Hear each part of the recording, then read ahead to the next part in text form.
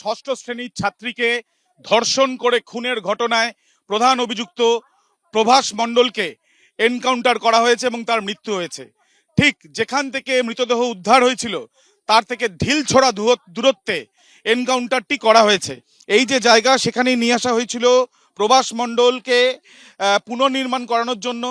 ঠিক এই যে জায়গা, শ্যামল জানা আমার ক্যামেরাম্যান দেখাচ্ছে ছবি, এই যে ন্যারো স্পেস, এখান থেকে যখন তাকে গাড়ি থেকে নামিয়ে যখন হাঁটিয়ে নিয়ে আসা হচ্ছে, তখনই সামনে দাঁড়িয়ে থাকা, সামনে হেঁটে আসা এক পুলিশ কর্মীর সার্ভিস রিভলভার সে ছিনতাই করে এবং এই জায়গাতে সে গুলি চালাতে থাকে এবং পালিয়ে যাওয়ার চেষ্টা করে। ঠিক এই যে ক্ষেত দেখা যাচ্ছে, এই ক্ষেত বরাবর ধরে পালিয়ে যাওয়ার একটা পরিকল্পনা ছিল মনে করা হচ্ছে। ঠিক যে জায়গায় আমরা দাঁড়িয়ে আছি, শ্যামলকে বলবো একবার দেখানোর জন্য। এই যে জায়গাটা ডু নট ক্রস বলে, police line do not cross বলে যে এখান দিয়ে ঘিরে রাখা হয়েছে, এই জায়গাতেই কিন্তু প্রথম তাকে এনকাউন্টার করা হয় এবং এনকাউন্টার করা হয় মূলত দুটি কারণে। তার কারণ, সে পুলিশকে লক্ষ্য করে গুলি চালাচ্ছিল, দ্বিতীয় সে পালিয়ে যাওয়ার চেষ্টা করছিল। এই যে জায়গা, সেই জায়গা গতকাল রাত্রিবেলাও বৃষ্টি পড়েছে আমরা জানি, ন্যারো স্পেস, কাদা যুক্ত অঞ্চল, এখানে কিন্তু স্লিপারি এবং এখানে তাকে চট করে দৌড়ে গিয়ে ধরাও কিন্তু মুশকিল রয়েছে। সামনে এখানে এই যে ক্ষেতের অঞ্চল, সেখান থেকে পালিয়ে গেলে বড় বড় গাছও রয়েছে সামনে, লুকিয়ে গেলে সেই ক্ষেত্রে খুঁজে পাওয়া মুশকিল।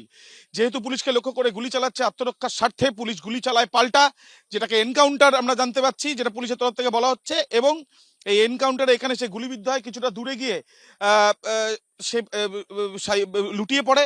এরপরে এখান থেকে তাকে নিয়ে বারুইপুর হাসপাতালে নিয়ে গেলে তাকে মৃত বলে ঘোষণা করা হয়। প্রভাস মণ্ডল, তাকে সিসি ক্যামেরা, দুটি সিসি ক্যামেরায় পাওয়া গিয়েছিল এর আগে, যেটি ভাইরাল হয়েছিল, এবং গতকাল আমরা একটি দেখেছি যেখানে ওই নাবালিকাকে পিছনে ধাওয়া করছে সেটাও দেখা যাচ্ছিল। এবং এই যে ক্ষেতের যে অঞ্চল, সেই ক্ষেতের অঞ্চল দিয়ে যাতে সে পালিয়ে না যেতে পারে তাকে ধাওয়া করার চেষ্টা করা হচ্ছিল। এবং তার পরবর্তীকালে আমরা যেটা জানতে পাচ্ছি যে তাকে ইতিমধ্যে তাকে ধরার জন্য যে চেষ্টা করা হয়েছে, সেই চেষ্টার পর যেটা আমরা দেখছি যে এই যে ক্ষেতের অঞ্চল, সেখানে আলাদাভাবে তার দেওয়া রয়েছে, এখানে জলের অংশ রয়েছে, আল বরাবর দৌড়ে গেলে রাতের অন্ধকারে ধরা মুশকিল এবং উল্টো দিকে পুলিশকে লক্ষ্য করে সে গুলি চালাচ্ছে। ষষ্ঠ শ্রেণীর এই যে নাবালিকাকে ধর্ষণ করে খুনের ঘটনায় প্রধান অভিযুক্ত প্রভাস মণ্ডল, যাকে সিসি ক্যামেরায় ধরা পড়ে, যার ছবি, তাকে যখন রিকনস্ট্রাকশনের জন্য বা পুনর্নির্মাণের জন্য নিয়ে আসা হয়, সে পালিয়ে যাওয়ার চেষ্টা করলে তাকে এনকাউন্টার করা হয়।